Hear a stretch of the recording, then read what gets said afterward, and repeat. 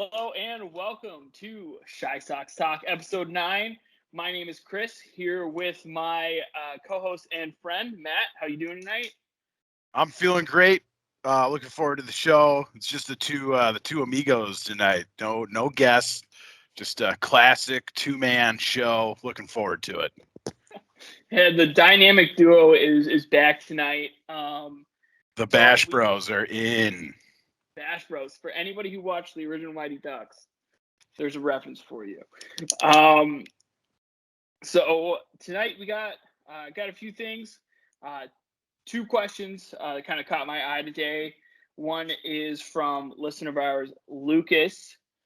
If Andrew Vaughn were to start the season at AAA, would you be upset, or would you be okay with that move by the White Sox? You want me to take that one first, boss? Yeah. Go ahead and lead off for us. Right on. I think he's not. There's nothing for him to learn in AAA. He crushed the baseball when he was down there, and with his kind of, or he didn't even play in AAA, right? He skipped it. Yeah, so I mean, he was seeing the ball fine in the majors. You know, he had his ups and downs like any normal rookie does have, and I think all the valuable experience he'll have is going to be getting major league at bats. He can't really learn anything down in the minors any longer. I think it would be bad for him kind of mentally too. Not saying that he's like a mentally weak person or anything, but kind of just getting called up and then getting sent down. I don't think that'd be that great for him. And his versatility, you can play all three, or you can play the corner outfields. Right field not very great, left field he was fine. First base and DH. So I think he needs to be up. He can fill in the lineup and kind of spot start in other places. Yeah, I mean, I agree with that. The only reason I would ever see them decide that is if they feel like he's not going to get enough at bats in the majors, and they don't want to stagnate his growth. But he's going to see anywhere from 200 to 300 at bats this year at minimum. So I mean, if that happened, I would be more confused, I think, than anything else, because I don't think that's a real legitimate option for him. Even if his options are there, he skipped it, but it just doesn't make a ton of sense. And then we have one from listener Max, not Max that was on the show. New Max. A better Max, most likely. Version of Max. Do you think Garrett Crochet should spend his time at the White Sox out of the bullpen, or do you really see him as a starter? I'm not really sure what the plan is with Garrett. He, came into the league and. Oh, Matt froze there. He froze up for a buddy. second. Yeah, that's freezing up. Tough question. So he came up and was throwing like 100 miles per hour, and he's kind of pulled back on that. It seems like purposely for more control. And he was kind of lights out of the bullpen for stretches during the season. I think ultimately they want him to be a starter at some point. I don't think that's going to be this year, maybe not even next year. And I think he's pretty good out of the bullpen, and I think that's kind of where he's going to stay this year. And I'm kind of okay with that plan. Yeah, same kind of thing. I think this year and probably next year, I agree with you. I don't think he's going to be full-time starting, within the next 2 seasons. You're probably going to see him stretch out. So if it's a doubleheader, he might spot start, piggyback Raylo, or, vice versa. They're just going to start stretching him out. You're going to see a couple times this season, he'll throw 2 or 3 innings, and eventually he's probably going to be, a starter, which he was drafted as, at 11 overall. And I think if that college season probably happens and he does play at Tennessee without COVID, we probably aren't having Garrett Crochet on the south side. I don't think he's there. He's like a top level talent. So, but he is lights out of the bullpen. It's great to have the arm out of the bullpen for the time being, but I think this year is going to definitely be telling if he's starting next season or if they're going to keep kind of stretching him out. Yeah, I was impressed seeing him come out of the pen, and we'll see about that velocity. I don't know if that was like he maybe hurt his arm in that playoff game a couple of years ago. No one really knows. He says he didn't get hurt. But the velocity has been down. And I don't know if that's to like give him more control over his pitches or if that's something they're doing on purpose. I don't think anyone really knows the answer to that except Crochet and the White Sox coaching staff. But I'm excited to see what he can do. And he's a weapon out of the pen. He is nasty. And if he can get a third pitch, which I think I was reading somewhere online, and this could be just like a myth for somebody, he was working on a changeup. Just to be able to cycle a third pitch in, which is something a starter would do, is he would learn a third pitch that he can kind of throw, especially lefty who, fastball slider guy. You can work changeup or curveball in there. Yeah, I mean, he's got a great guy to kind of take tips from on that changeup from Giolito. So happy to have this guys on the team. Chris Sale 2.0, maybe. Love to see it. You'd love to see it. And Matt, you saw something interesting come across the Twitterverse this week. Yeah, interesting tweet from the Bluebird website. I forget who it was, but apparently Juan Uribe wants his son to come play for the White Sox. He wants the Sox to come sign his son. I think that would be. I have no idea if the kid's any good. But if you're filling out that minor league system, would love to see Juan Uribe's son in it. He was, I think was quoted as saying, he played 5 years for the Sox and he loved the organization, which is awesome to hear from veterans, and it'd just be really cool kind of family reunion type thing to see on the South Side. And Juan Uribe is one of my all-time favorite players. I absolutely loved that guy when he was on the Sox and cheered for him on every other team he played for. Just, nothing like seeing that guy swing as hard as he possibly can on half of his swings. It was beautiful. Hopefully, I tried to Google his son. Not a ton came up, but let's go. Let's just keep that pipeline moving, man. I take Juan Uribe. He's Juan Uribe Jr., right? Like that's his same name as his dad. I have no idea what his son's name is. All I know is I saw the tweet that Juan Uribe wants him to be on the White Sox. We'll just start a father-son team, like Norge Vera, Juan Uribe's kid. Moncada has a son, I think. He's like a year old, but 19 years from now, let's go. And then we'll trade for Vlad Jr. Just round out the whole. Get them all. Get Bo Bichette and Kevin Biggio. We'll kind of just be like the Blue Jays a little bit. Yeah, well, speaking of Kevin Biggio, I saw a tweet from some Blue Jays fan. He goes, "The White Sox trade Dylan Cease for Kevin Biggio straight up." Yeah, I don't know about hard that. Pass. Hard pass on that. Sorry, I don't know about that one. That's kind of a hot trade. A hot trade. It was Hector Gomez who tweeted it. So, hey, Hector. Okay, so everyone wants to see if I was lying about that tweet. Just look up old Hector Gomez. So we had a little bit of a fun episode lined up, just because we're still in the lockout and the CBA was kind of weird this week. I think we're going to probably touch up on it next week after the players kind of rebuttal on Monday when they meet again. So we thought we would go volley style, top 10 most important White Sox for the 2022 season for the team. And I think Matt would like the first overall pick here, so I'll let him. I do want the first pick. And my first pick for I think probably people who have listened to this podcast more than once, probably know what's coming. But I got to pick Tim Anderson. That dude is the South Side of Chicago. He is the engine of the team, and you even saw it last year when he was out. They kind of struggled. As soon as he came back, they went on a tear, and the guy just hits the ball, puts the ball in play, hits it hard. When he sees a good pitch to hit, he hits it hard. He's got power. He's got speed. He's got the glove.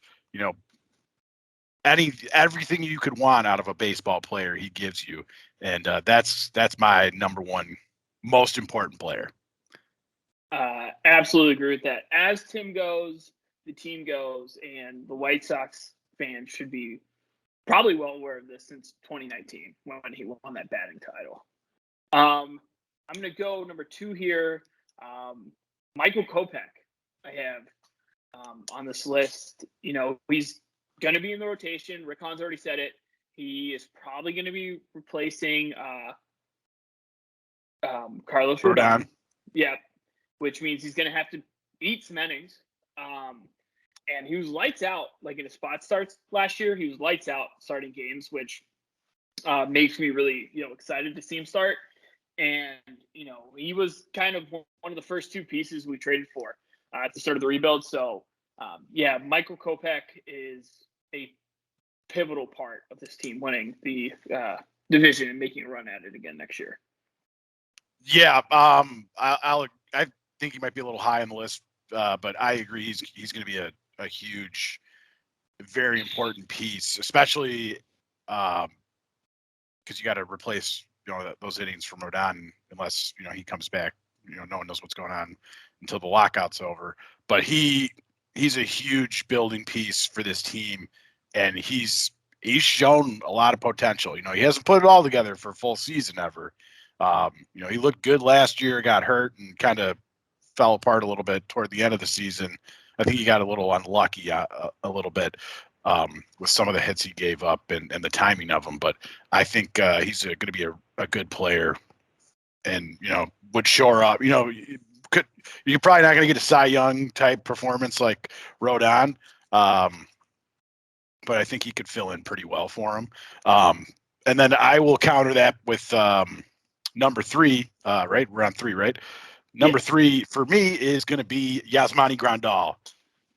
He gets on base. He's a pretty good defensive catcher. Good who you talk to. Frames pitches expertly and smashes home runs. And we kind of saw last year when he was missing, the offense kind of slowed down a bit, and he comes back and they're really starting. He just sees so many pitches and crushes the ones that he wants to hit. He's really fun to watch if you really love watching baseball. Like for a layman fan who doesn't, he's kind of boring to watch. But if you really love watching baseball, he's a great player to watch. Oh, he's phenomenal. And you keep sniping. You sniped 2 out of my top 3. But no, he is a huge part of this team. And what was his first game back? He hit 3 home runs against the Cubs, right? That was one of his first games back. Something like that. As cool as it would be if Zach Collins would be Grandal, he's not. Sebi tried his best with a Grandal impression against the Indians, but he also just isn't Grandal. And I am maybe a hot take here. The White Sox win the World Series in 2022. Grandal might be the most important free agent signing that the team's had. Ever, yeah, I would agree with that. He's a beast. I love Grandal. He just, when he finds a pitch to unload on and just pimps it to first base, that just gets everyone pumped up. Like him and Tim Anderson are like attitude guys that really kind of set the tone for the team, and I love that. Coolest bat drop in baseball. Very cool bat drop. Very intimidating. It scares me. I will counter. I will rebuttal your Grandal with Eloy Jimenez. It's my number 4 most important White Sox player. Unfortunately, he got unlucky at the end of spring training. Only saw him for a short period. His defense looked way better after he came back from his injury, like way better than what I thought it would be. And he definitely said it in the past. I know fans have thought like he couldn't do it, but he wanted to be somebody who could be effective on offense and in the field as well. I think his power will be back. I wouldn't be surprised if he's close to 40 home runs next year, somewhere in like the 30 to 40 range, near 100 RBIs. If White Sox are going to make a run, he's got to be like 2020, 2019 Eloy with his improved defense. Yeah, I love Eloy. He's he's one of my favorite players on the team, just because he's like a real bubbly, fun guy. Doesn't take himself too seriously, but he is a gamer. When when there's an important at bat, he's dialed in, and he will foul off tough pitches, and he will crush, murder, destroy, explode the baseball, rocket ships off of his bat. Love a guy that just hits the ball hard, and when he hits it hard, and you really like to see that because he's just a huge beast of a player. And I honestly was impressed with the defense also, because if you looked at him, the year before, let's go. Let's just keep that pipeline moving, man. I take one day he actually looked like he could stick out there. Like, I'm not saying he's a good defender, but he's not like jumping into the net and giving up inside the park home runs. As long as he's all right out there, I think you'll be okay. And the reason I say as long as he's all right out there is player number 5 that I'm sticking with is Mr. Luis Robert, because he can chase down anything in the alleys and even cover more in left field. Incredible defender. Sky is the limit for that kid. He is a freak. He could be in the running for one of the best players in Major League Baseball. He's number 5 for me. La Pantera. And anybody who doesn't speak Espanol, that means the Pantera. So Louis, absolutely agree with that. Luis Robert, dark horse, 2022 MVP. Won a Gold Glove as a rookie, even if it was a short season. And if you're ever curious how strong Luis Robert is, pre-opening of his stance, he's better now since he's opened up his stance. Go look up when he hit a home run spinning and falling down against Dylan Cease in like a practice game. He is just an absolute freak of nature, and his power is unbelievable. His power is unbelievable. So I will go ahead again. Somebody like Tim, if you watch your podcast more than once, this is a guy who we love. Somebody you see every episode if you look carefully enough. Number 6 most important White Sox player this year, Yoan Moncada at the hot corner. Near Gold Glove level defender. Sees a bunch of pitches, takes a bunch of walks, can hit the ball a mile. Got a little unlucky last year. Kind of some of the balls he hit on ropes were just kind of straight at guys. There was a game against Kansas City where he hit a ball like 110 miles per hour and the first baseman just like snagged it.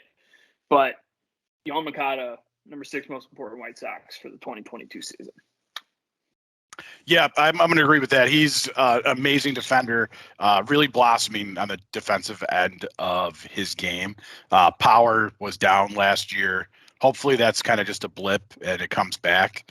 But, that guy, we traded Chris Sale for him. So he's got to be a hit, or kind of rebuild's going to be a blow up. But he's looks like he's been a hit so far. And he does appear to kind of just get better every year. Parts of his game will be missing, but it kind of, if you look at it like if it's graphed out, he's kind of just on that slope up, which is what you want to see out of those young guys. Number 7, I'm going to go with Jose Abreu. I know people are always kind of trying to put him out the pasture. Like, hey, he's old and he's getting older, and he might fall off this year. And he just never does. So this guy might be a guy who sticks around for forever and hits until he's 42. He's a timely hitter as well, a clutch hitter. Whenever you need a big hit, he seems to get it. And even when there's a clutch hit that needs to be made and he doesn't get it, it's usually hit hard. If you think back to when they were playing the A's in the playoffs in the shortened season. He hit it. I think the exit velocity on the ball that I think he hit right to second base was like 100 something. So it had a hit probability of over 90%, and he just hit it straight at someone. But he found his pitch and hit it. So he's a true professional. Love Jose Abreu, and I think he's more important than people give him credit for. Yeah, he's the captain. He's the glue that kind of holds the whole ship together. His defense looks like it got better this year. And even thinking about timely hits, like when they kind of started the season a little slow, they were playing the Mariners, and he hit a grand slam about 5 million feet. And that's just like, he's all reliable, 30 home runs, 100 RBIs every season.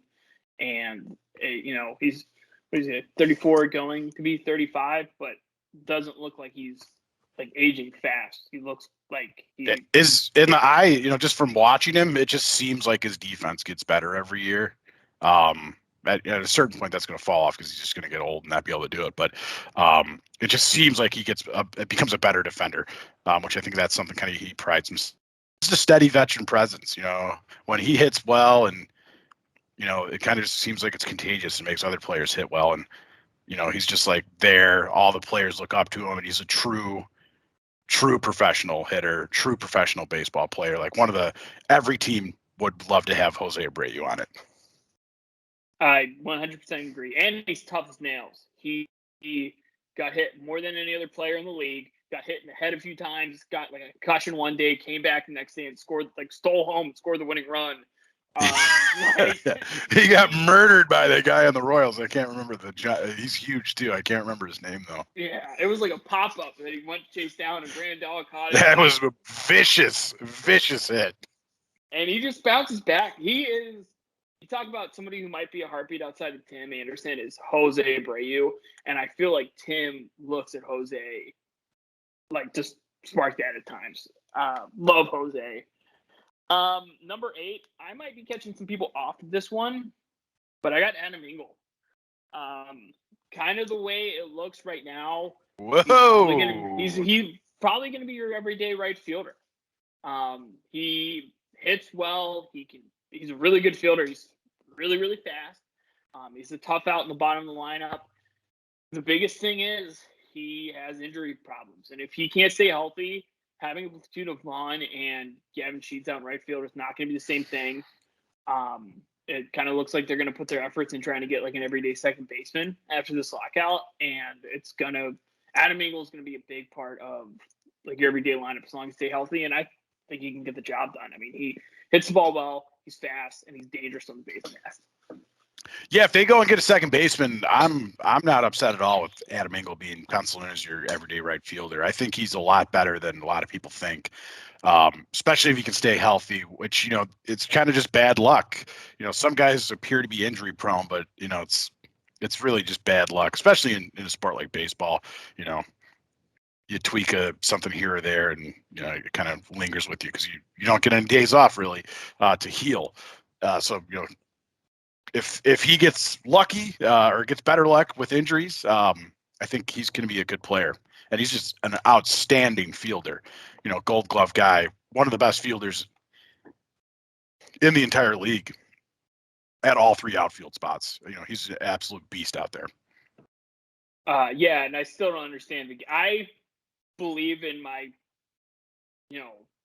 I believe without a shadow of a doubt, if he stays in game 2, they win that. He chases down that fly ball, innings over.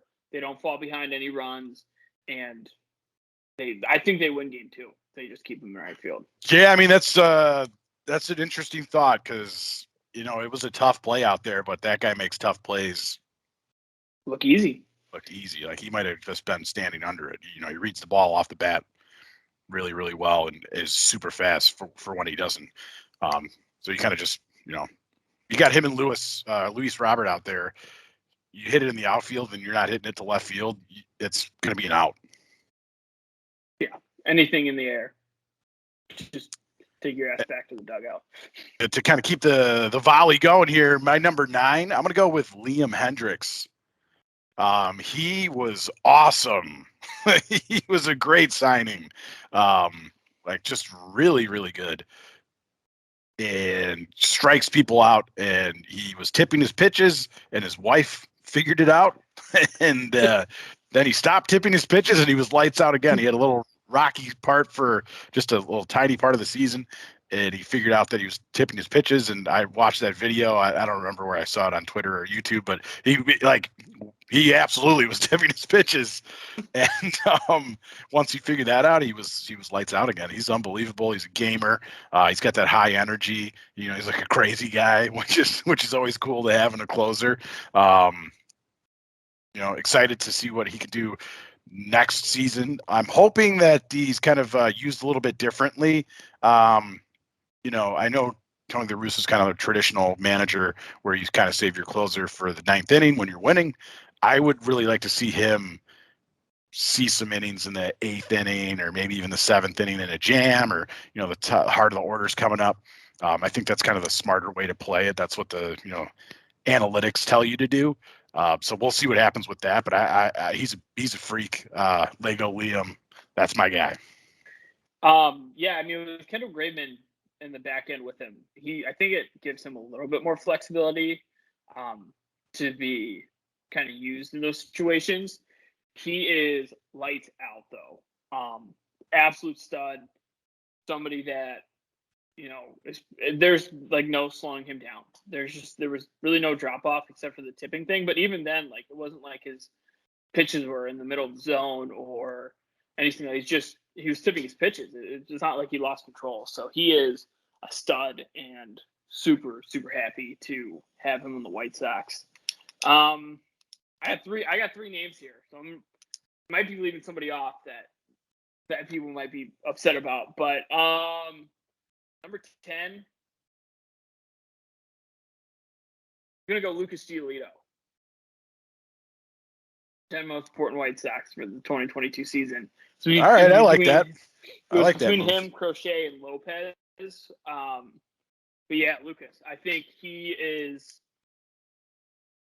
a bit of a breakout year for him. You could see him as a Cy Young finalist. He started working in the slider last year, which, when he was working that third pitch in, he looked unstoppable for like his first, 8 starts. And he went like toe-to-toe with Shane Bieber one night, so he has it there. I think he has the best changeup in baseball because he can throw that thing high in the zone and people swing right through it.